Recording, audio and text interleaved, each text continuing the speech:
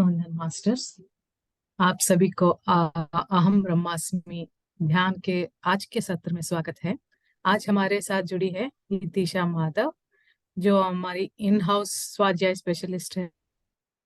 आ, अभी अभी तक बहुत सारे किताबें इन्होंने स्वाध्याय की है। तो आज हमारा जो स्वाध्याय होगा, लॉस ऑफ स्पिरिट। ये बुक का स्वाध्याय हम लोग लाइक चैप्टर वाइज नहीं करेंगे, मगर इसका जो एक स्टोरी टेलिंग की तरह मैम प्रेजेंट करेंगी आज। और ये बुक हम सभी को एक बार नहीं कई बार सुनने से भी एक अलग ही नजरिया मिलेगा। ये इतना इम्पोर्टेंट बुक है मास्टर्स। तो हम लोग देर ना करते हुए शुरू कर देंगे। And welcome to Hitisha ma'am. Welcome ma'am. Thank you please so much. Start. Thank you so much. बहुत अच्छा लगा माधवी जी, आपसे आपकी बातें सुन के। इन हाउस सच में इन हाउस ही लग रहा है, घर आ गए वैसा ही फीलिंग आ रही है। और आपने बहुत, सबसे पहले बहुत बहुत ग्रेटिट्यूड आपका कि आपने मुझे इस मंच दिया, ये प्लेटफॉर्म और ये मौका दिया जहाँ पे आऊं और मैं अपनी नॉलेज साझा कर सकूं आप लोगों से। और आप सारे मास्टर्स का बहुत बहुत ग्रेटिट्यूड जो इस वक्त मेरे साथ जुड़े हैं मेरे स्वाध्याय में। तो जैसे ये माधवी मैम ने बोला कि ये बुक जितनी बार भी हम सुने उतना कम है, क्योंकि हर बार हम लोगों को कुछ ना कुछ नया सीखने को ही मिलता है। मैम आवाज नहीं आ रही है क्या माधवी मैम आपको मेरी? हाँ, नहीं नहीं, मुझे तो आ रही है। आ मास्टर रही से है, एक बार ओके। चेक कर लीजिए आपके स्पीकर्स और माइक्स को, हेडफोन्स एक बार चेक कर लीजिए, क्योंकि यहाँ पे आवाज तो क्लियर है। Please go ahead. या the law of the spirit world, I think आज का थंबनेल में भी वो बुक है। तो ये बहुत सारे मास्टर्स ने इसके स्वाध्याय किए हैं, मैंने भी इसका स्वाध्याय किया, आज फिर से कर रही हूँ। और मैं इसका ऑडियो बुक भी बना रही हूँ।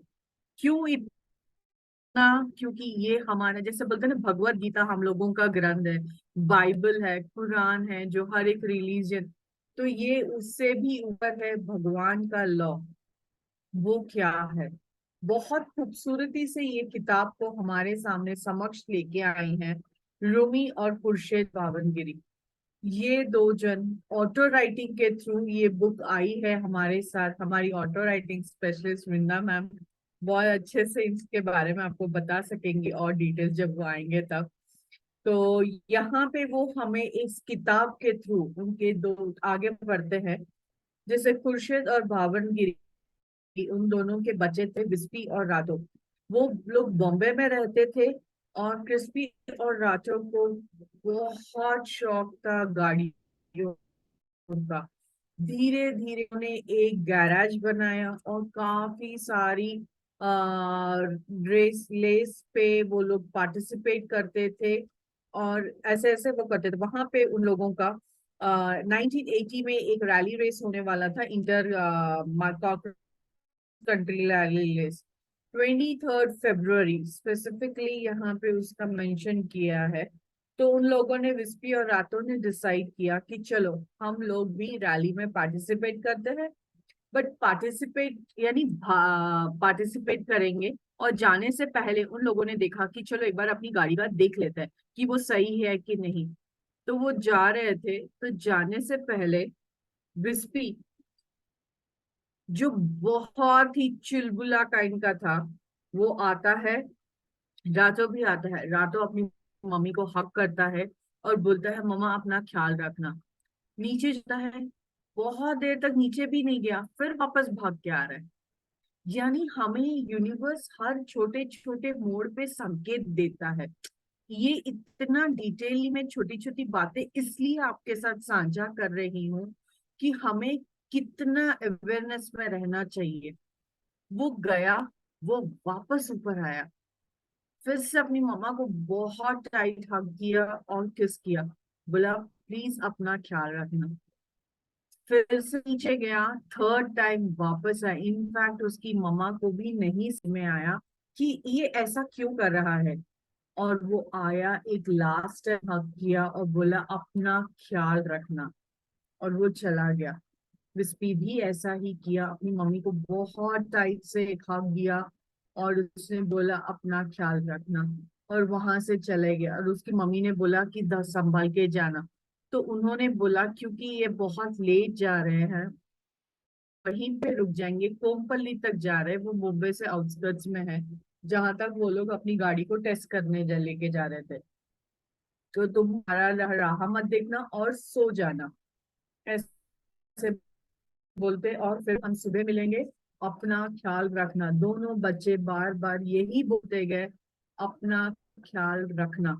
नीचे गए, उनको उसके पापा भी मिले, वो भी उनको वही बोले कि प्लीज अपना ख्याल रखना, धीरे से जाना। तो यहाँ पे रातो बोलता है तुम क्यों डर रहे हो पापा, ये गाड़ी 30 की स्पीड से नहीं जाएगी, क्योंकि हमने अभी अभी उसकी ओवरऑल इंजन ओवर ऑयलिंग की है। तो बोले ठीक है जाओ। ऐसा करके वो लोग निकले रात के 8 बजे, आराम से गए। बट नेक्स्ट दिन सुबह 8, साढ़े 8 भी बज गए, फिर भी वो लोग नहीं आए। तो तब इनके माँ बाप को बहुत टेंशन होने लगी। इतने में एक गैराज से एक मैकेनिक भागते हुए आके बोलता है ये लोग जहाँ गए हैं वहां पे एक एक्सीडेंट हो गया है इन लोगों का। रूमी, उन दोनों के पापा भी और राजो के उसके फ्रेंड्स जो बगल में नेबर्स थे उनको लेके गए। और वहां जहाँ पे दुर्घटना हुई थी, जहाँ पे कार का एक्सीडेंट हुआ, वहां गए और देखते हैं कि कार पूरी तरह से स्मैश हो गई है, पर वहां पे कोई भी नहीं था। वहां के जाके पता लगा कि उनको हॉस्पिटल लेके गए। हॉस्पिटल जाके उनको पता लगा रूमी को कि उसके बच्चे की ऑन द स्पॉट, यानी तब के तभी उनकी डेथ हो गई थी, रूमी रिस्पी और रातो दोनों की। रूमी बहुत दुखी हुआ। और वहां पे उसने देखा कि बाकी के दो जो मैकेनिक फ्रेंड्स थे जिनके साथ वो लोग गए थे 4 जन, उनसे पूछा कि ऐसा क्या हुआ कि उनका, बोलता हमें नहीं पता। हम क्षण भर के लिए आंख बंद किए और जब हमने वापस आंख खोला तब तक एक्सीडेंट हो चुका था। बहुत दुखी मन से रूमी ने हॉस्पिटल की फॉर्मेलिटीज पूरी की और उनको गए घर। पर उनका यही था कि उनकी मम्मी को कैसे बताएं कि वो दोनों नहीं है। देखिए मास्टर्स, यहाँ पे जाते जाते रातों और विस्पी दोनों ने अपनी मम्मी को अपना ख्याल रखना, इसीलिए मैंने उस पर कि हमें इतना संकेत मिलता है। उन दोनों ने आखिरी बार अपनी मम्मी को बहुत प्यार से अपने मम्मी पापा को लगा। बट हम इतना अवेयर नहीं, उनकी मम्मी को फिर भी समझ में आया कि कुछ तो अलग है इन लोगों में। तो ऐसे ही वो ऊपर आई, बहुत दुखी हुई जब उनके पता लगा। उनका भगवान के ऊपर से भरोसा ही उठ गया, क्योंकि वो लोग बहुत सीधे, बहुत भगवान को मानना, पूजा पाठ करना, किसी का भला, किसी के बारे में बुरा नहीं सोचना, ये सब करते थे। तो वो वही पूछते थे कि मैंने ऐसा क्या किया कि मेरे साथ ही ऐसा हुआ। और उसने पूजा पाठ करना बंद कर दिया। उनके डेथ के 29 दिन के अंदर अंदर उनको उनके जो नेबर थी, मिसेस दस्तूर, वो आके उनसे बताती है कि उनकी जो रिलेटिव है वो एक कोई थिएटर शो देखने गई थी। वहां पे एक इंटरवल के दौरान उनको एक लेडी बताती है कि दो लोग, जवान नौजवान लोग जिनकी मृत्यु हो चुकी है, वो अपने माँ बाप को मिलना चाहते हैं और उनसे बात करना चाह रहे हैं। वो बार बार उनसे कनेक्ट करने की कोशिश कर रहे हैं और उनसे नंबर लिया और उनको दिया। फिर वो बात किया, वो मिसेस कपाड़िया है। फिर वो गए और उनको पता कि उन्होंने बताया कि मेरा भी एक भाई था जो ऐसे गुजर गया। और ये जो मिसेस कपाड़िया है, इनको गॉड गिवन गिफ्ट है, यानी साइकिक गिफ्ट है, कि वो जो मृत्यु हो गई, जिन्होंने बॉडी वेकेट करके अदर साइड गए, उनके साथ कांटेक्ट करती हैं। और हमें जो बात करनी है या उनको जो बात करनी हमारे साथ, उनके साथ वो कनेक्शन करती हैं, वो माध्यम बनती है। तो यहाँ पे फिर इन्होंने डेट फिक्स किया 22 मार्च 1980 को। तो ये सब किया, और वहां पे वो लोग बीच में थी, वैसे ही जैसे रूमी और वो दूसरी मम्मी विस्पी और राठौर के मम्मी पापा जैसे बैठे थे, वैसे कई लोग आए थे। तो ये एक एक एक एक करके सबके साथ बात कर रही थी। और जैसे ही इनका टर्न आया, वो बोलते हैं, हेलो मामा फात्सो। और एकदम शॉक रूमी और ये दोनों, कि क्योंकि विस्पी इन लोगों को है, अपनी मम्मी को बहुत प्यार से ऐसे बुलाता था। तब आके रूमी और खुर्शीद भावनगिरी को विश्वास हुआ कि नहीं, ये तो मेरा, क्योंकि ये बात किसी को नहीं पता थी। तो उनकी मम्मी पापा को उनके ऊपर भरोसा दिलाना कि वे लोग ही उनके साथ कनेक्ट कर रहे हैं, और ये जो हो रहा है वो पूरा सत्य है, वो बताने के लिए उन्होंने ये बात किया था। पर वो बोल रहे थे जब उनके टर्न आए, मुझे सबके सामने उनसे बात नहीं करनी है, मुझे अकेले में बात करनी है। फिर मिसेस कपाड़िया ने उनको और एक हीलर जो है मिसेस ऋषि, उनका नंबर दिया, जो साइकिक एबिलिटीज उनको भी ऐसा ही है। फिर ये लोग गए उनके साथ, और वहां पे उनका शुरू हुआ, यहाँ से वो शुरुआत हुई है उनकी। जो अद्भुत गिफ्ट हमें मिला है। तो वहां बैठते हैं, मिलते हैं, और वो बोलते हैं, मम्मी और पापा, मैं विस्पी और रातो आपसे बात कर रहे हैं। हम जैसे हमारी मृत्यु हुई, हम तुरंत स्पिरिट वर्ल्ड में आए, और हम लोग बहुत खुश हैं, हम बहुत अच्छी जगह में हैं। आप हमारे लिए मत रोइए, भी मत होइए, क्योंकि हम आपसे कहीं दूर नहीं हैं। हम जहां भी हैं, हर वक्त आप देख रहे हैं, आपको सुन रहे हैं।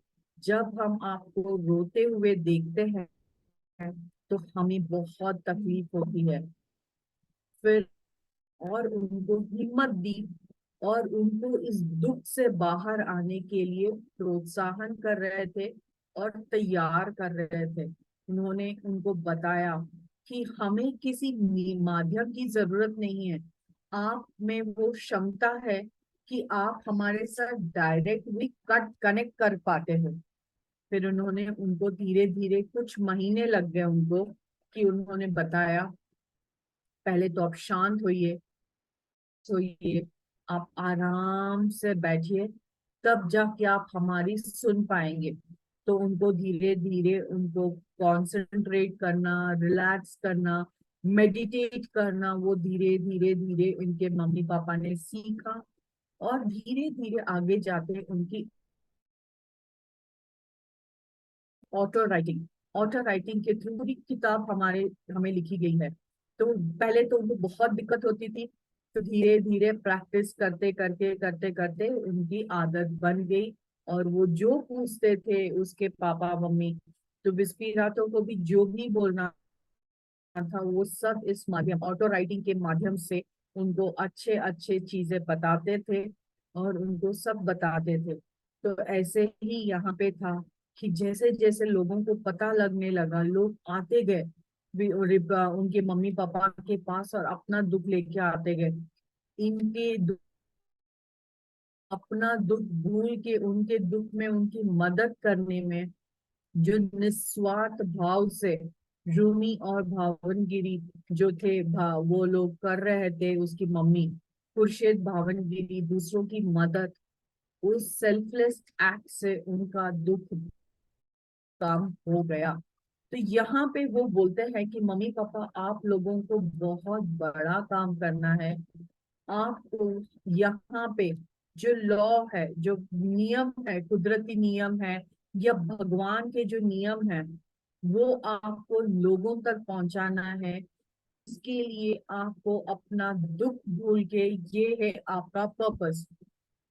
तो यहाँ पे वो शुरुआत होती है 1981 में। असल लॉ ऑफ गॉड क्या है?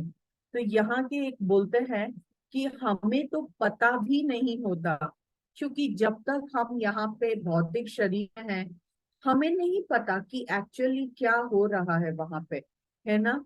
हमें किसी ने कुछ कह दिया, किसी पुजारी ने, किसी प्रीस्ट में, कहीं पे किसी कुछ कह दिया, हम उसी के हिसाब से जन्मों जन्म से पूरे, हमारे दादा ने वही बोला, हमने वही बोला, हमारे बच्चों को भी वही सिखा रहे हैं। हम कुछ भी होता है तो हमारे पुजारी के समक्ष जाके बोल देते हैं, या किसी प्रीस्ट के सामने तो बोलते हैं, अगर आप उनको न्याय के बारे में बता रहे हो, आप अपनी गलती बता रहे हो, वो आपको बता रहे हैं, क्या आपको पता है कि वो सही इंसान है? शायद वो तो आपसे भी बड़ा दुख, बड़ा इविल होगा, उसने और भी कई गंदे काम किए होंगे। तो आपको नहीं पता आप जिसके साथ बात कर रहे हो वो सही है कि नहीं।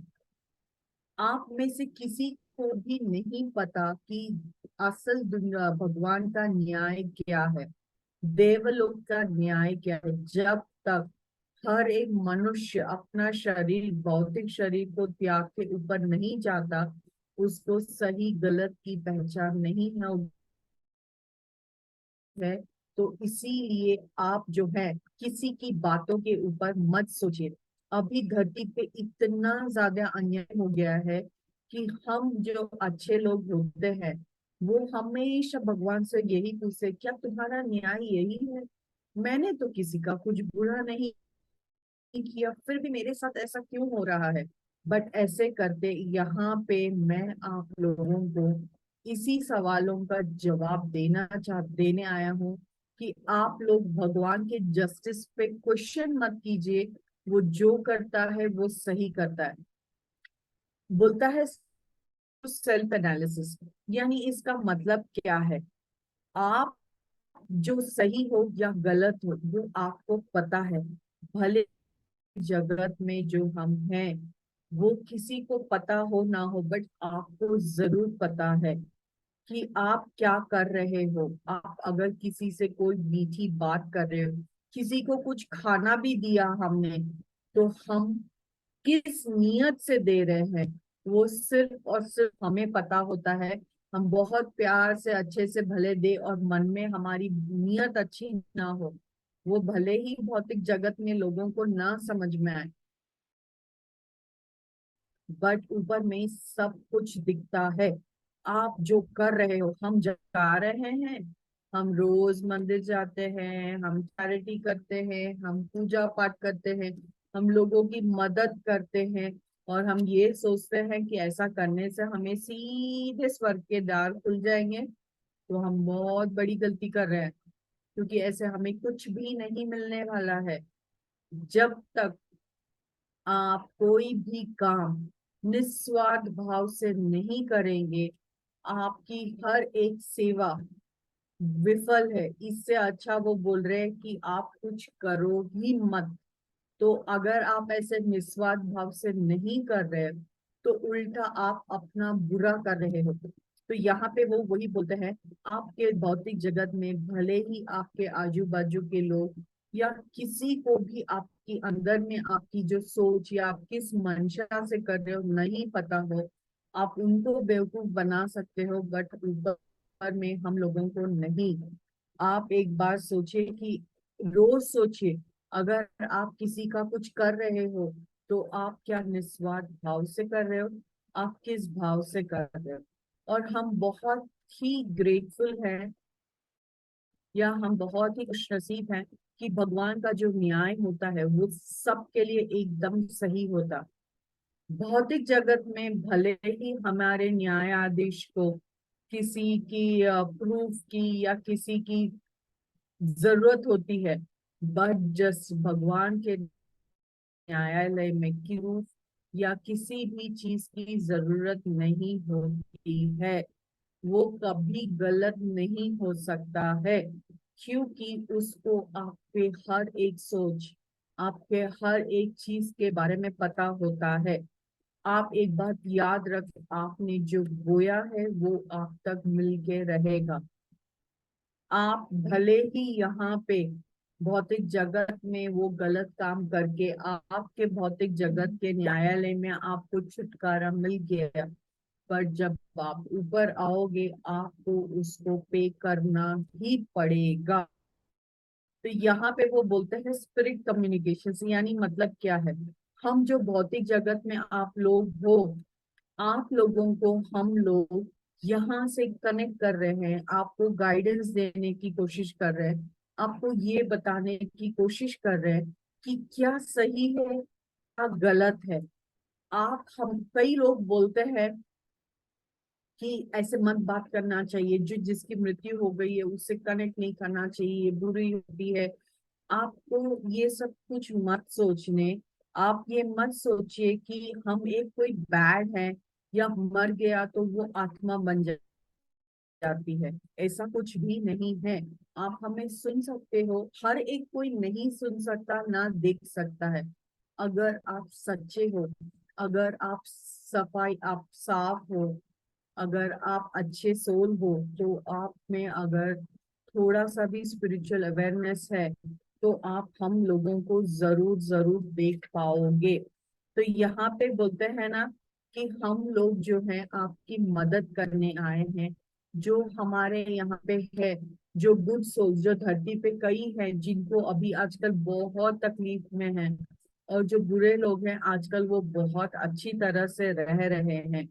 तो हम आपको इस पुस्तक द्वारा बताना चाहते हैं अपनी मम्मी पापा को द्वारा कि क्या सही है क्या गलत है। आपके जो अपने या कोई आपको इंट्यूशंस आ रही है, कोई गाइडेंस आ रही है, उसको सुनिए, समझिए, क्योंकि हम लोग ऊपर से हर बार आप लोगों को मार्गदर्शन देने के लिए ही हैं। और हम हर कोशिश करते हैं कि हम आप लोगों को कैसे अपने इस दुख से, आपको कैसे बताएं कि आप क्या सही कर रहे हो या क्या गलत कर रहे हो। यहाँ पे एक कहानी के द्वारा बताते हैं कि एक आदमी आया, जो आया और वहां पे एक झरना जैसा था ऊपर में, तो वहां बैठा था। तो ये दोनों विस्पी रातों ने उसको देखा, और वो बता रहे थे कि आप नए आए हो। तो उसने पूछा हाँ आपको कैसे पता। तो बोलते नहीं समझ में आ गया। तो बोलते मैं अपनी जगह ढूंढ रहा हूँ, मुझे अपने घर जाना है।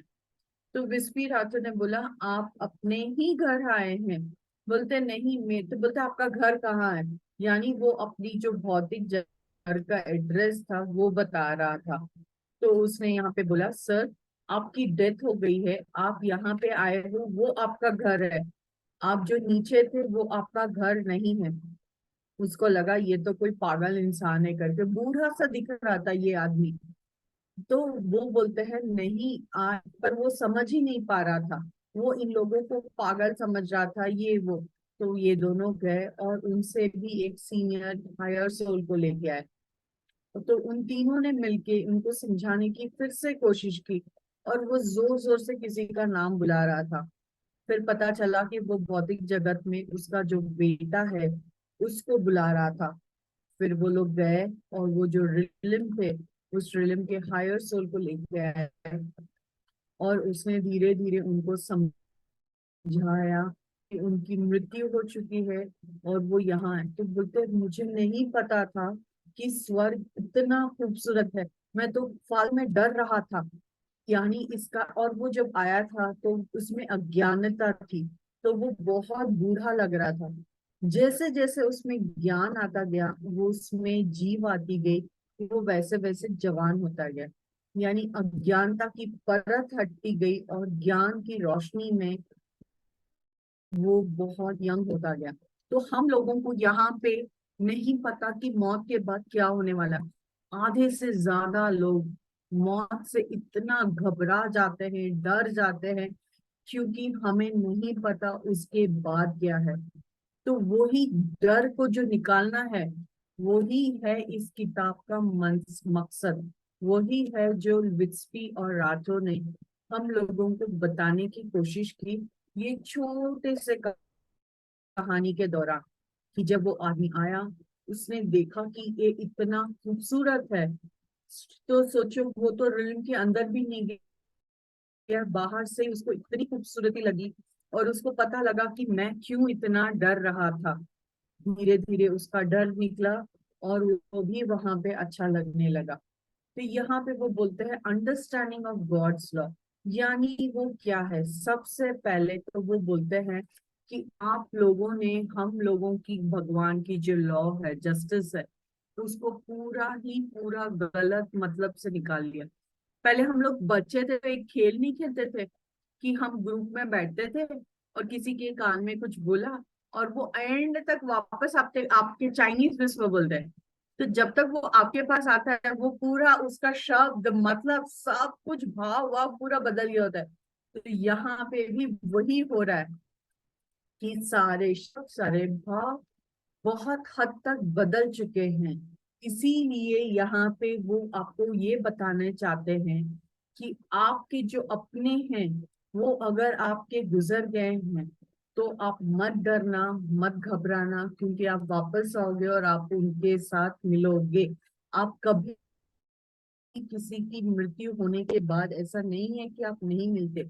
आप थोड़ी देर के लिए उनसे दूर होते हो, बट जब आप भी वापस आओगे अपने घर, आप उनको वहां मिलोगे, आप उनसे मिलोगे और आप फिर से वापस से अपनी जर्नी साथ में कर सकते हो। हालांकि इसके भी रूल्स है। तो यहाँ पे वो बोलते हैं कि हमारी मृत्यु कैसे हुई और हम कैसे आए। ये एक बहुत अच्छी कहानी है यहाँ पे। तो वो बोलते हैं कि जब हम आए तो वो देख रहे थे कि वो कार ट्रैवल कर रहा था और यहाँ पे उसका जो इंजन था उसमें थोड़ी सी आग लग गई, क्योंकि बहुत गर्म था, काफी देर से वो लोग चला रहे थे। तो यहाँ पे विस्पी स्लोली कार चला था, रात बाजू में बैठा था और वो देख रहा था विस्पी की सब लोग सो गए थे और वो धीरे धीरे वहां पे खाड़े खबूचे वो सारे थे, बहुत बम्पी था और वो धीरे धीरे चला रहा था ताकि उसको था कि मैं दूसरों को ना उठाऊं करके। और वहां पे सडनली ऐसा हुआ कि उसकी धाड़ एक्सीडेंट लग गई, ब्रेक्स फेल हो गए और वो हो गया। उसको खुद समझ में नहीं, और थोड़ी देर में वो दिखता है कि उसका शरीर बाजू में बैठा है और वो ऊपर है। एंड देन उसको समझ में आया कि मैं तो फिजिकल बॉडी में हूं ही नहीं। और वो एकदम हवा फेदर की तरह, फेदर भी को भी हमें नहीं पता, रू, रू तो हम सबको पता होता है, रुई कॉटन, उसके जितना एकदम हल्का सा हो गया था। ना उसको दर्द था, ना उसको कोई डिस्कम्फर्ट थी, ना कुछ भी था, वो बहुत मजे में था। तब जाके उसको समझ में आया कि उसकी डेथ हो गई। उसने आजू बाजू में देखा तो वहां पे विस्पी जो था वो देख रहा है कि रातो उसके पास आया और बोलता है वेलकम। तो बोलते हैं रातो तुम भी मर चुके हो? तो बोलते नहीं, मैं रातो नहीं हूँ, मैं तुम्हारा ग्रैंडफादर हूँ, यानी उसके मम्मी के पापा। तो ये पूर्वज, हम कई बार बोलते हैं अरे ये तो मेरे दादा जैसा दिखते, ये अपने पापा जैसे दिखते, ये अपनी मम्मी जैसी दिखती है। तो वहां पे भी वैसा ही था कि रातो अपने ग्रैंडफादर जैसा दिखता था। तो विस्पी बोलता है बट आप तो मरे हुए बहुत साल हो गए, आप यहाँ पे कैसे आ गए हो? तो यहाँ पे था जब विस्पी और रातो के दादा गुजरे थे, नाना जी मम्मी के फादर, तब वो बहुत बूढ़े थे। बट क्योंकि हमने पिछली स्टोरी में देखा था, जैसे जैसे आप में ज्ञान आता है आपका बुढ़ापा निकलता है और आप एकदम यंग एनर्जी वाले रहते हो। इतना ज्ञान उतना ब्राइट और यंग सोल।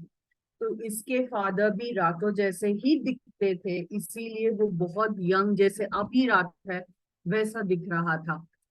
तो वो बोलते हैं नहीं मैं ये हूँ।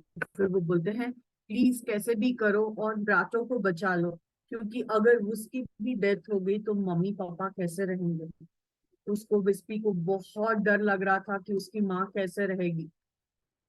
तो यहाँ पे उसके दादा नाना बोलते हैं कि हाँ मुझे भी यही चिंता है कि मेरी बेटी तुम दोनों के बगैर कैसे रहेगी। सॉरी।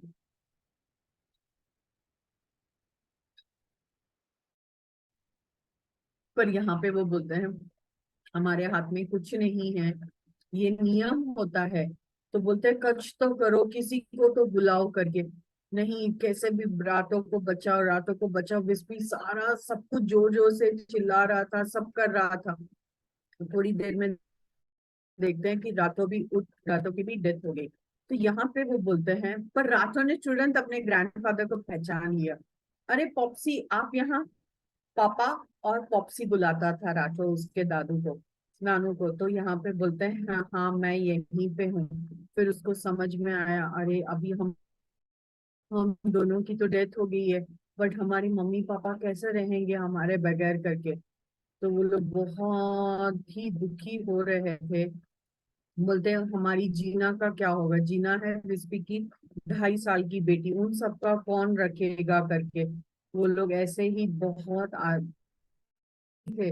इतने में कोई और अन्य हायर सोल्स आए, क्योंकि विस्पी और राठौर बहुत दुखी थे कि उनकी मम्मा पापा का ख्याल कौन रखेगा, विस्पी की बेटी का ख्याल कौन रखेगा। इसलिए उन लोगों को, वो जो हाई गॉड सोल्स थे, वो लोग एक बहुत बड़ा सा हॉल में लेके गए। उसको बोलते हैं हॉल ऑफ रेस्ट। आप सबने अगर कई किताबें पढ़ी होगी, जैसे सोल जर्नी है वो सब कुछ, तो सोल प्लान है, तो उसमें ये इसके जिक्र हुआ है। हॉल ऑफ रेस्ट वो ऐसी हॉल होती है जहाँ हर कोई जो आत्मा मृत्यु होती है उसको वहां जाके रिलैक्स किया जाता है, क्योंकि वो बहुत ही नया होता है। वो सिचुएशन को एक्सेप्ट करना वो हर आत्मा के लिए होता है, थोड़ा सा अलग होता है। तो वहां पे उसको रेस्ट के लिए लेके जाता है, इसीलिए उसको हॉल ऑफ रेस्ट बोलते हैं। तो वो बोलता है वो बहुत क्लाउड लाइक था, वो जो बिस्तर था एकदम मखमल, एकदम मुलायम हल्का सा था, और वो तुरंत सो गया। तो वहां जाके वो जो सोता है, तो उतना में उठ के देखता है कि क्या देख रहा था, कि विस्पी उठ गया और रातों सो रहा है। तो वहां पे कोई आए, बोलते तुम ये विस्पी तुम जाओ, बोलते नहीं मैं नहीं जाऊंगा, रातों यहीं पे है। बोलता है नहीं तुम जाओ, जब रातों उठ जाएगा तो वो आ जाएगा वहां पे। फिर वो बाहर गया, थोड़ी देर में रातों भी आ गए। फिर वहां से उन लोगों देख रहे थे कि उसकी मम्मी और पापा बहुत दुखी थे, और उन लोगों ने उसके ग्रैंडफादर और अन्य जो उसके फैमिली लाउड वंस थे जो सब आए थे उन लोगों के पास, उन सबको मिलके उन्होंने सोचा कि उनके मम्मी पापा को इस दुख से बाहर निकालना होगा। और उन लोगों ने तब ये सोचा कि उनको हिम्मत देंगे और कैसे करना है, क्या करना है। यहाँ आगे वो बहुत इंपॉर्टेंट है, प्लीज ध्यान से सुनिएगा। 7 रिलिम। तो यहाँ पे वो बोलते हैं आगे जाके कि जैसे जैसे आपकी डेथ, अगर आप कोई बीमार हो और धीरे धीरे आपकी मृत्यु होने वाली है, अगर ऐसा है तो आपके जो लाउड वंस है, आपके रिलेटिव्स हैं या आपके फ्रेंड्स हैं, जो कोई भी है, वो जब आपकी मृत्यु होती है तब वो उस वक्त आपको लेने के लिए आते हैं।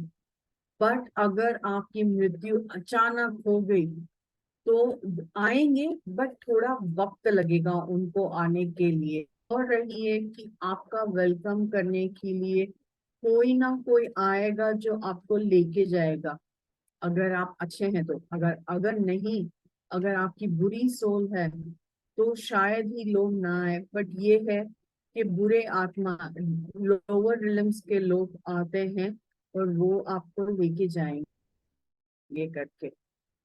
तो यहाँ पे वो हमें बताते हैं 7 रिलम होता है।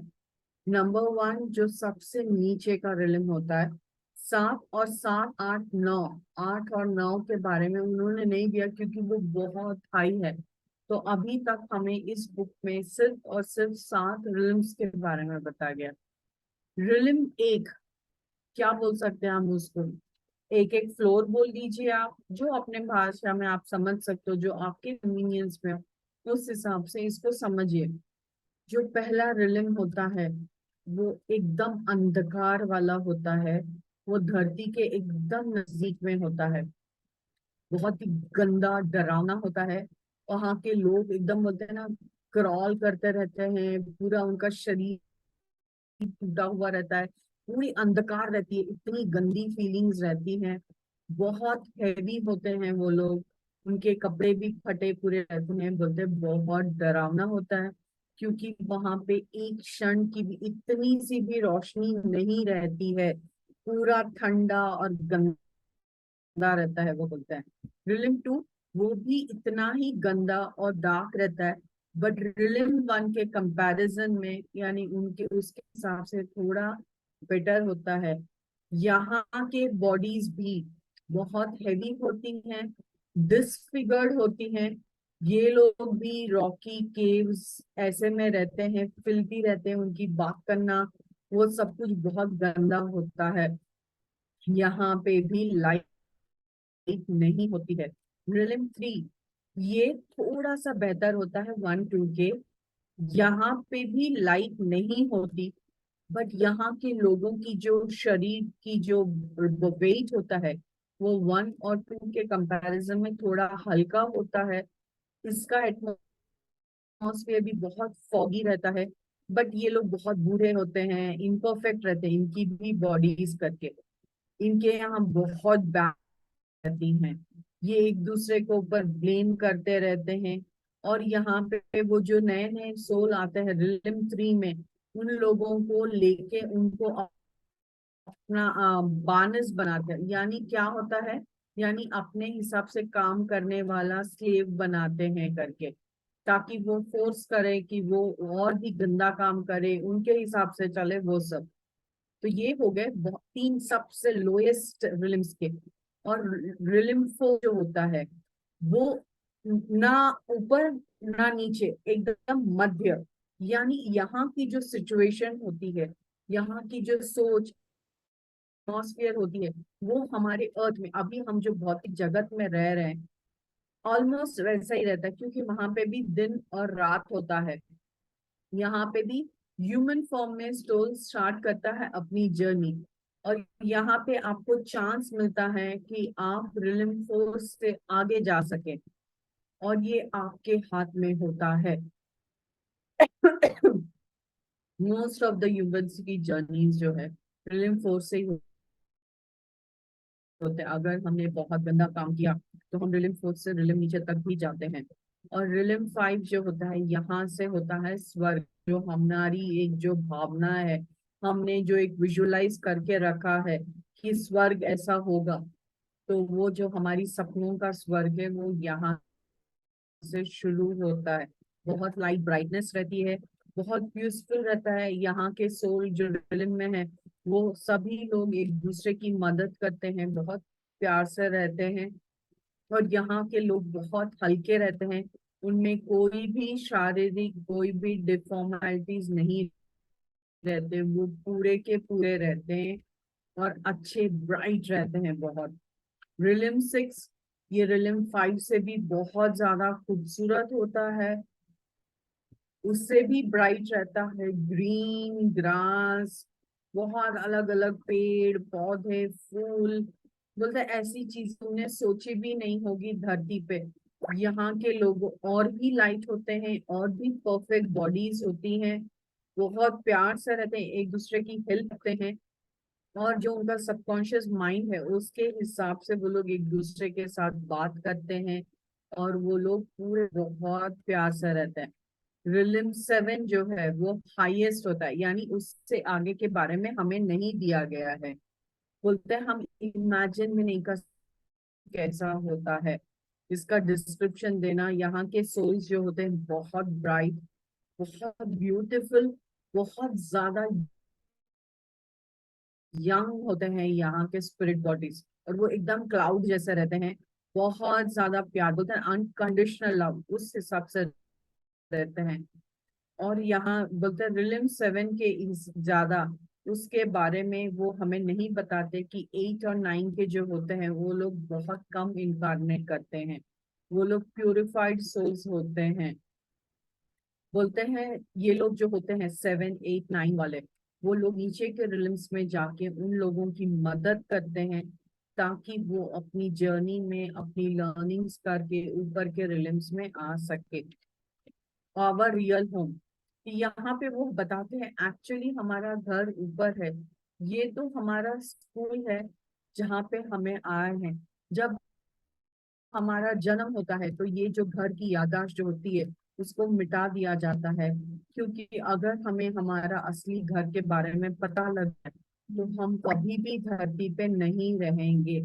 इसीलिए भगवान ने ये जरूर जरूर निश्चय करते हैं कि हम लोग हमारा जो घर है उसको याद ना रखें, डोरमैट सिचुएशन में रहते हैं।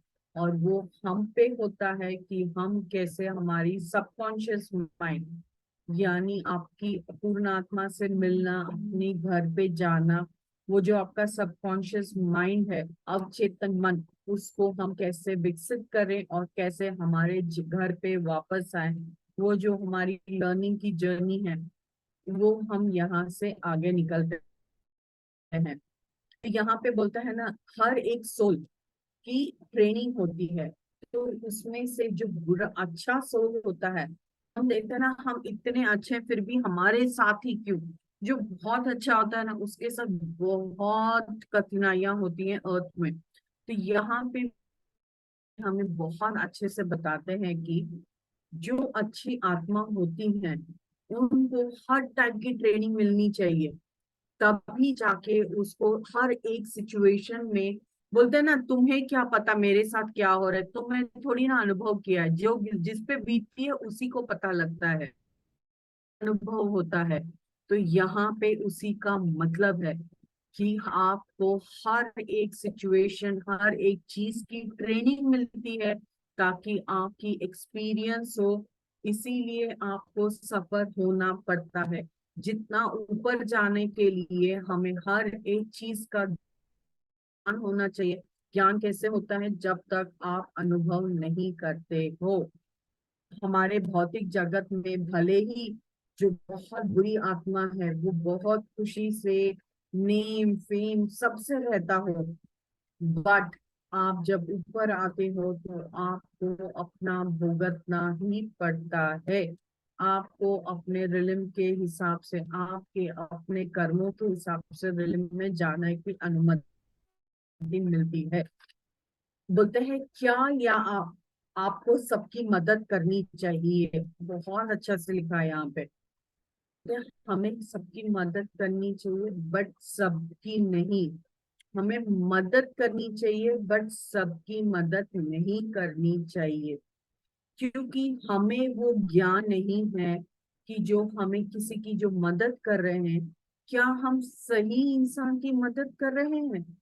क्योंकि हमें नहीं पता जो हमारे सामने जो है, वो अंदर से उसकी सोच क्या है, उसकी भाव क्या है करके।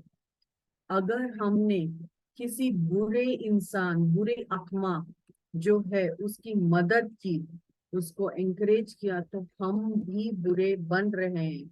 भले ही डायरेक्टली नहीं, बट इनडायरेक्टली हम भी बुरे बन रहे हैं। बोलते हैं तो क्या हम उसको मदद नहीं करना? बोलते हैं मैं उसको थोड़ी ना, मैं तो उसको सिर्फ खाना दे रहा हूँ, मैं थोड़ी ना उसको मर्डर कर रहा हूँ या किसी को बुरा करने के लिए मैं थोड़ी ना मदद कर रहा हूँ। तो यहाँ पे उसको बोलते हैं, किसी भी बुरे आदमी को अगर आपने कुछ पैसे दिए, कुछ खाना दिया, कुछ कपड़े दिया या रहने की जगह दी, यानी आप क्या कर रहे हो, उसकी एनर्जी बढ़ा रहे हो जिंदा रहने की या सस्टेन करने की। तो वो अगर उसमें वो खाना देके उसमें वो एनर्जी आई, तो फिर से वो वापस वही बुरा काम करेगा। तो अगर आपको अज्ञानता में कर रहे हो, अगर आपको नहीं पता कि वो क्या है इंसान, तो आप इतने बुरे नहीं बनते हो। बट अगर आपको पता है कि वो इंसान सही नहीं है, फिर भी आप उसको मदद कर रहे हो, ये बहुत बड़ी गलती है। ऐसे लोगों को कभी भी मदद मत करना। पर अगर वो इंसान सच्चे दिल से अगर पश्चाताप करे, तो आप सबसे पहले रहना उसको मदद करने के लिए। तो यहाँ पे वही है कि वो सच्चे मन से सरेंडर करे, पश्चाताप करे, प्रायश्चित करे। और जब आपको लगे कि उसमें सच्चा परिवर्तन आ गया है और वो एकदम सच में भगवान से मदद कर रहा है, मांग रहा है, तो आप मदद करना। बट उससे पहले आप अपने आप से पूछना कि मैं इसकी जो मदद कर रहा हूँ, किस भाव से कर रहा हूँ। क्या मैं सेल्फलेस होके, यानी निस्वार्थ भाव से उसकी मदद कर रहा हूँ? क्या मेरा जो मदद करना है वो प्योर है? तो अपने आप को ये पूछना, और तभी जाके किसी की भी कुछ भी मदद करना। यहाँ पे बोलते हैं अर्थली क्राइम और सिन। क्राइम और सिन दो बहुत अलग अलग शब्द हैं। पर हम उसको बहुत कई बार उसको हम एक ही कॉन्टेक्स्ट में लेते हैं। तो यहाँ पे बोलते हैं कि भगवान उसी की जो खुद की मदद करता है करके। और यहाँ पे बोलते हैं ना, अगर आप लोएस्ट रिलिम में हो, अगर आपने भौतिक जगत में भी बहुत गंदे काम किए हैं, फिर भी आप सच्ची तरह से प्रायश्चित कर रहे हैं, पश्चाताप कर रहे हैं, तो आपको हमेशा भगवान मदद के लिए भेजता है। आपने कोई कम बट यहाँ पे है, आपने कोई क्राइम नहीं किया, पर आपने कुछ सिन किया है। यानी क्या है, अगर सिन का मतलब क्या है, कि अगर आपने किसी की सेवा की, बट आपने कोई स्वार्थ से किया, तो भले ही वो भौतिक जगत के हिसाब से बिल्कुल भी अन्याय नहीं है, कि वो इंसान एकदम सही है, बट अगर आप स्पिरिचुअल लॉस के हिसाब से देखो तो वो बहुत बड़ा क्राइम है। क्राइम क्या है, कि आपने किसी सेल्फलेस हिसाब से नहीं किया, आपने कोई आपकी इंटेंशन गलत थी इसलिए किया है, सेल्फलेस नहीं है। इसलिए बहुत फर्क है भगवान का लॉ और हमारे भौतिक जगत के लॉ के हिसाब से। पर यहाँ पे हम बोलते हैं यू हैव टू पे फॉर योर सिंस, यानी आप जो करोगे वो आपको भुगतना ही पड़ेगा। यहाँ पे वो क्या बोलते हैं, बोलते हैं अगर तुम्हें भौतिक जगत में अभी हो, पर तुम्हें एहसास हो रहा है कि तुम गलत कर रहे हो, तुम्हें पश्चाताप है, तुम प्रायश्चित करना चाह रहे हो, तुम भगवान से पूछ रहे हो कि मुझे मदद करो, मुझे प्रायश्चित करना है, मेरे परिवर्तन आया है, इसका मतलब ये कतई भी नहीं है कि आप सीधे स्वर्ग में चले जाओगे। इसका मतलब ये है कि वो आपको मार्गदर्शन देंगे कि आपके जो दुष्कर्म है उसको वो कैसे, उसको आपका जो पे करना है, आपको जो भुगतना है, वो कैसे आप भुगत सको, उसके लिए आपको ज्ञान मिलेगा, ऊर्जा मिलेगी। यानी आपने अगर किसी को कोई तकलीफ दी, आज आप में कोई शारीरिक कष्ट आया है, तो आपको वो ऊर्जा मिलेगी, वो सहायता मिलेगी, ताकि वो आप वो कष्ट को सहन कर सको, उसको समझ सको, वो भाव, वो हिम्मत मिलेगी आपको। ये होगा, बट ये नहीं होगा कि आप बिना कोई कष्ट किए आप जा सकोगे। आप अगर आप में सच्ची तरीके से जेन्युइनली अगर आप चेंज हो रहे हो, आपका मोटिव सेल्फलेस है, तब भगवान आपकी जरूर मदद करेगा, और आपका जो है वो हर चीज को पे करने के लिए वो आपको सहायता देगा, मार्गदर्शन देगा। यहाँ पे वो बोलते हैं इविल डज नॉट एग्जिस्ट क्या करके, तो बोलते इविल क्या है, जो लोअर रिलम्स के लोग होते हैं वो उनको उसके बारे में बोलते हैं। आप जो भौतिक जगत में रह रहे हो, आपको नहीं कि आपके साथ कैसे कैसे लोग रह रहे हैं, बट हम जहाँ रहते हैं वहां पे सारे अच्छी आत्माएं, सारे अच्छे सोल्स जो है वो सब साथ में रहते हैं। सारे बुरे सोल यानी जो लेवल 2 वाले हैं, लेवल 2 में साथ में रहते हैं, और जो बहुत गंदे लेवल 1 रिलिम 1, वो सब साथ में रहते हैं।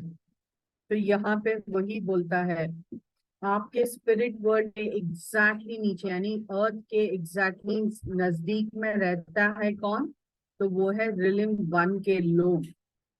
और आप लोगों के बीच में कई अच्छे लोग होते हैं, कई बुरे लोग होते हैं, आप सब एक दूसरे के साथ रहते हैं। इसीलिए आप लोगों को नहीं पता कि कौन सही है कौन गलत है, पर हम यहाँ से बैठ के हम देख सकते हैं कि आपके साथ कोई है, वो एक्चुअली वो कैसा है, क्या वो सही में सच्चा इंसान है कि गलत इंसान है। बट इसकी गाइडेंस यानी इसके बारे में आपको बताने के लिए हम हर वक्त प्रयास करते रहते हैं, आपको कनेक्ट करने की कोशिश करते हैं। बट सबसे दुख की भावना यही है कि आप लोग हमारी को, हम जब आपको कनेक्ट करने की कोशिश करते हैं, आप उसको कम्युनिकेट करने की कोशिश करते हैं, आप उसको नहीं समझ पाते हो, और उसके आप जो जो करना चाहिए उसके विपरीत आप करते हो, इसको देख के हमें बहुत दुखी होते हैं हम लोग। हमें बिल्कुल भी अच्छा नहीं लगता है। You truly repay what you so, यानी यही है कि आप जितने आए हो अर्थ में, आप लोगों ने जितने कर्म किए हैं, अच्छे कर्म किए हैं तो अच्छा भी भुगतोगे, बुरे कर्म किए हैं तो बुरा भी भुगतोगे। तो बोलते हैं हम जहाँ रहते हैं, हमारा जो रिलम जहाँ पे रहते हैं हम, वहां पे सब अच्छा, क्योंकि हमारा तो शरीर होता ही नहीं है। तो दुख दर्द, शारीरिक दर्द क्या होता है वो हमें नहीं पता। तो हम किसी की, हमारे पास कोई चीज की कमी नहीं होती, तो ना हम झगड़ा करते हैं, ना क्वारल, ना किसी से कोई चोरी करना, किसी का मर्डर करना, ऐसा कुछ भी नहीं। हमारे पास बहुत फ्रीडम होता है। अगर हमें आराम करना है तो हम आराम करते हैं, हमें किसी के पास जाना है तो हम किसी के यहाँ जा सकते हैं। हमें जो चाहिए वो हम कर सकते हैं। हमें कोई कुछ नहीं कहता। जो फ्री विल होता है उसका हम भरपूर उपयोग करते हैं। पर इसका मतलब ये नहीं है कि हम परफेक्ट हैं। हम तभी परफेक्ट बनेंगे, जब भी प्योर होंगे, जब हम डिवाइन सोर्स या गॉड अलमाइटी के साथ एक हो जाएंगे। बट हम आपके यहाँ रह के आपको नीचे से देख सकते हैं, और आपको ठीक करना, यानी आप कैसे अपनी जर्नी, सोल प्लान जो है, सोल जर्नी है, उसको और कैसे अच्छे से कर सकते हो, उसका मार्गदर्शन हम आपको बहुत अच्छे से दे सकते हैं। क्योंकि हम यहाँ से वो चीज भी देख सकते हैं जो आप लोग भौतिक जगत में, आपके आजू बाजू में कौन है, क्या है, वो सब कुछ आप नहीं देख सकते हो। आपका जो सबकॉन्शियस माइंड है, अगर आपने उसको सही तरीके से इस्तेमाल किया तो आप हमारी गाइडेंस को समझ सकते हो, कनेक्ट कर सकते हो, और आपको पता लगेगा कि क्या सही है क्या गलत है। आप भले ही जो किया है उसका भुगतान करोगे, बट आपको वो भुगतान करने में हम आपकी मदद करते हैं। आपको सबकॉन्शियस माइंड से कनेक्ट करके हम आपको बताते हैं क्या सही है क्या गलत है। ऐसे ही भगवान किसी को पनिश नहीं करता। आपके साथ जो हो रहा है वो केवल और केवल आप ही की वजह से हो रहा है। आप ही हो अपने क्रिएटर, आप ही हो सब कुछ। तो मास्टर्स, मुझे तो टाइम का ध्यान भी नहीं रहा और मैं बोलती गई। आई एम सो सॉरी मैंने टाइम नहीं देखा। आई होप मैंने अभी तक जितना भी स्वाध्याय किया, आप सभी उससे कनेक्ट हो पा रहे हैं, और आपको ये समझ में आ रहा है कि ये बुक कितना इम्पोर्टेंट है। Thank you so much masters, thank you, thank you, thank you so much. Thank thank you you for so giving much me. Hitesha. Thank you so much Hitesha ma'am. Thank you so much. आपने वो बहुत ही अच्छी gratitude. तरह से समझाया कि after death कैसा होता है। पैनिक में नहीं होना चाहिए, बल्कि ब्यूटीफुल होता है। सो पत्री जी भी हमेशा बोलते हैं we should celebrate the death. So हमें इसका ध्यान देना है कि यहाँ जितना भी हमारा बिहेवियर करेक्ट हो, उतना हमारी आफ्टर लाइफ इजी होगी। इसके ऊपर ही हम लोग ध्यान देना है। बहुत अच्छी बुक है। It is like my favourite book actually. तो मास्टर्स, अगर आपको यहाँ तक की जो आज का हुआ है जो सेशन, उसके ऊपर कुछ क्वेश्चंस है तो प्लीज रेज योर हैंड्स। हम लोग आंसर दे सके उसका, हितिशा मैम दे सकेंगे। कुछ क्वेश्चंस है तो पूछिए मास्टर्स।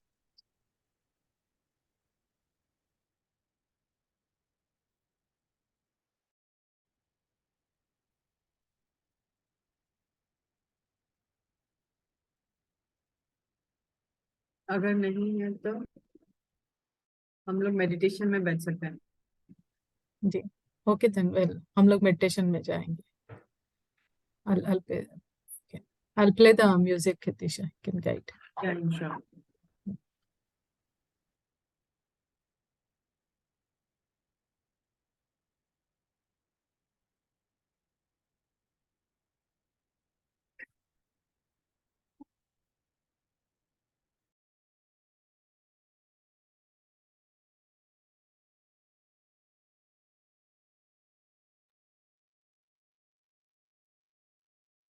मास्टर्स, तो हमने ये जो ज्ञान अभी स्वाध्याय से प्राप्त किया, इस ध्यान रखेंगे और अपने अपने हायर सेल्फ और स्पिरिट गाइड्स को इनवाइट करेंगे कि वो हमें वो ऊर्जा दे, ताकि हम इस ज्ञान को अपने अंदर भरें और हर बार इस अवेयरनेस में, और ये देखें कि क्या हम एनालिस करें, क्या हम सही जा रहे हैं कि गलत जा रहे हैं। सो ध्यान में बैठते हैं और अपने अपने हायर सेल्फ को स्पिरिट गाइड्स के साथ कनेक्ट होता है, क्योंकि कॉन्शियसनेस के साथ कनेक्ट करने की पूरी कोशिश करेंगे। अब सभी को पता है कि हम ध्यान कैसे करते हैं। आती हुई श्वास और जाती हुई श्वास पे ध्यान देंगे। अपनी आंखें बंद करेंगे, हाथों को क्रॉस करेंगे और पैरों को क्रॉस करेंगे।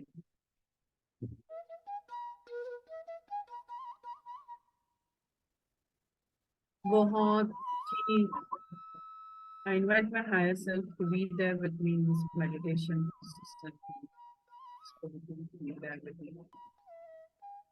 बहुत आराम से बैठिए मास्टर्स,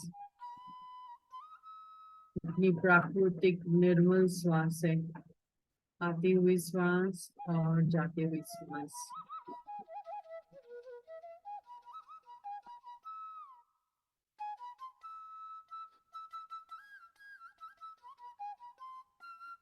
कोई भी भाव, कोई भी विचार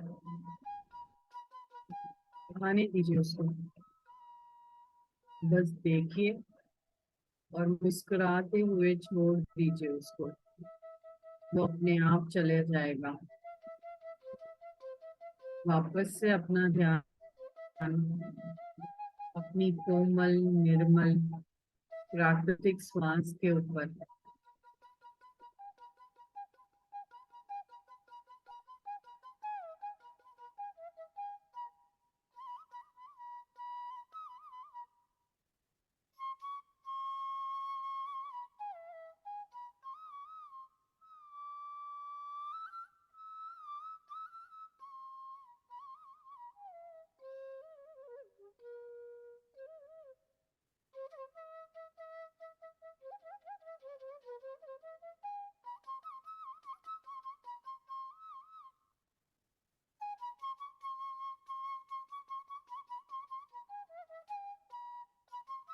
देखिए मास्टर्स, बहुत बड़े भव्य पिरामिड, गोल्डन पिरामिड के नीचे बैठे हैं, उस ऊर्जा के साथ और उस ज्ञान की ऊर्जा के साथ आप ध्यान कर रहे हैं।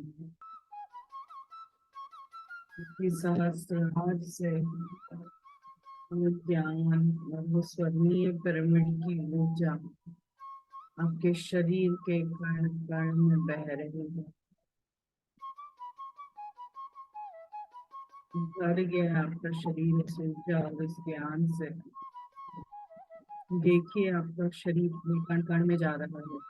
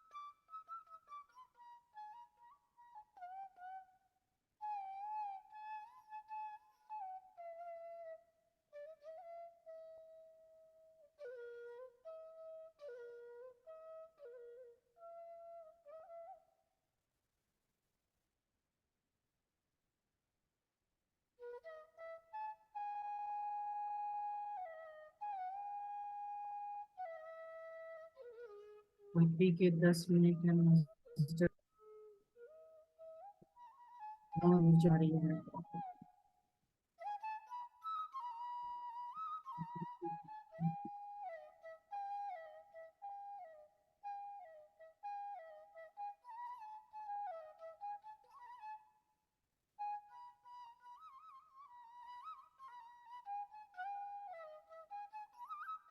मतदान की जो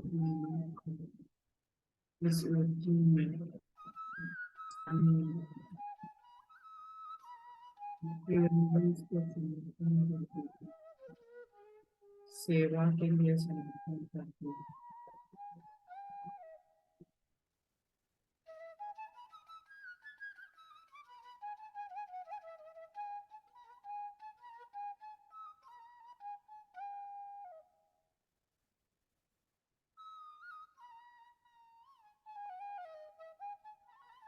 ये नाम है ये शरीर, नाम है बुद्धि, नाम है चित्त, ये सब कुछ तुम्हें समर्पण।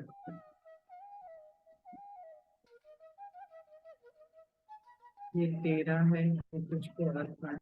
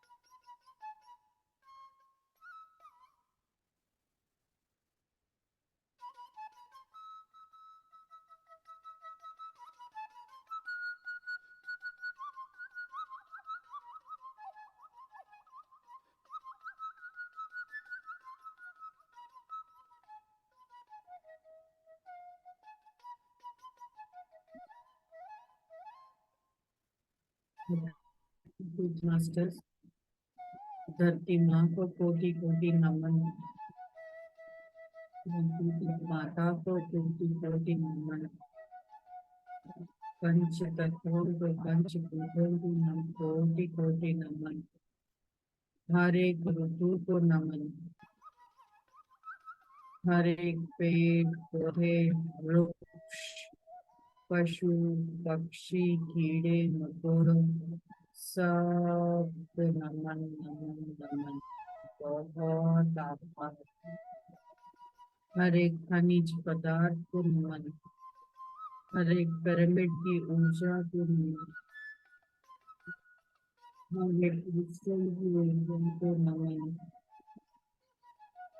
हर एक जो हम श्वास ले रहे हैं उसको नमन, ये जो हमारा मंदिर है, शरीर जो माध्यम है, उसको कोटि धन्यवाद है।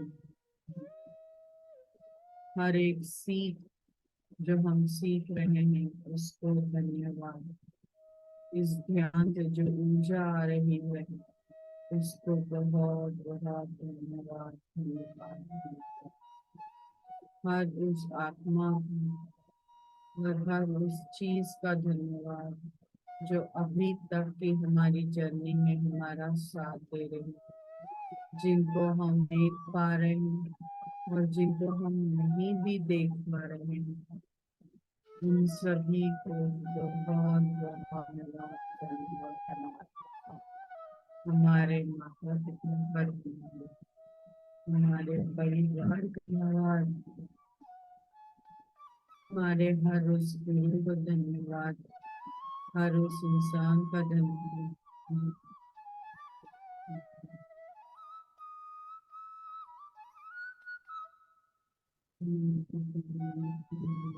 Led by angels of the master master सभी का कोटि कोटि शिवों का आभार, हर एक उन्नत आत्माओं का, ज्ञान देवता का आभार, पुनः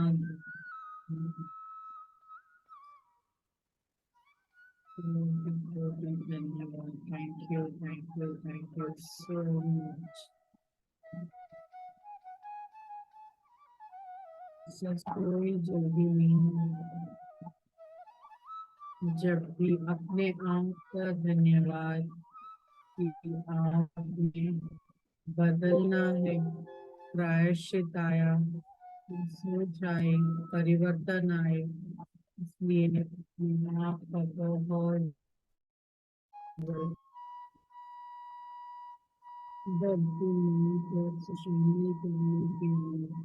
सृष्टि करने के लिए, सेवा करने के लिए आप तैयार हो। आप में परिवर्तन है, आप सेवा की इसलिए अपने आप को बहुत प्यार कीजिए और कीजिए।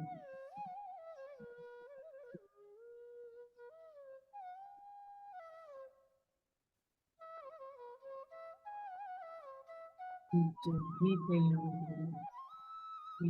गले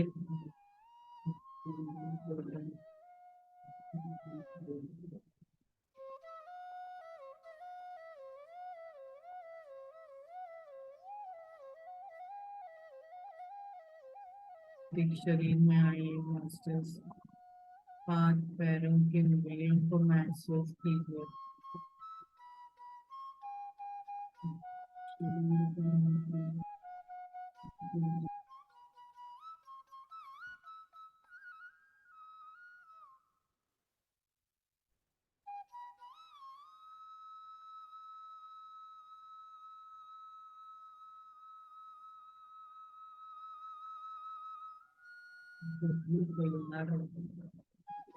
बहुत प्यारी से मुस्कुराने के साथ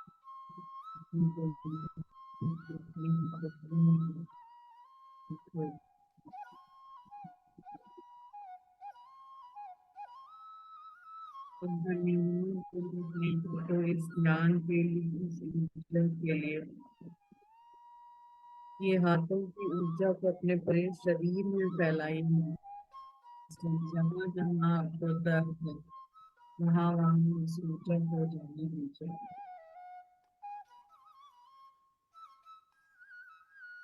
और जब भी आप तैयार हो, बहुत ही में से अपनी आंखें खोलिए masters.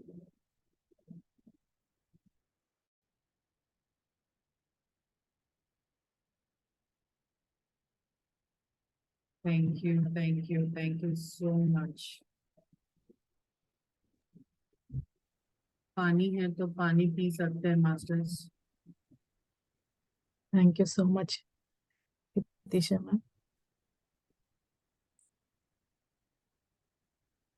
It was a deep meditation.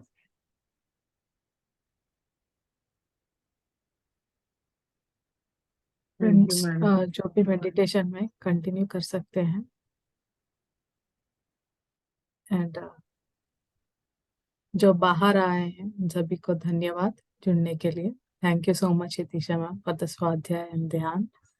And friends, कल हम फिर से इसी समय इसी सत्र में फिर से एक नई स्वाध्याय से फिर हम मिलेंगे। सबको शुभ रात्रि। Thank you so much. Thank you Hitisha ma'am. Thank you.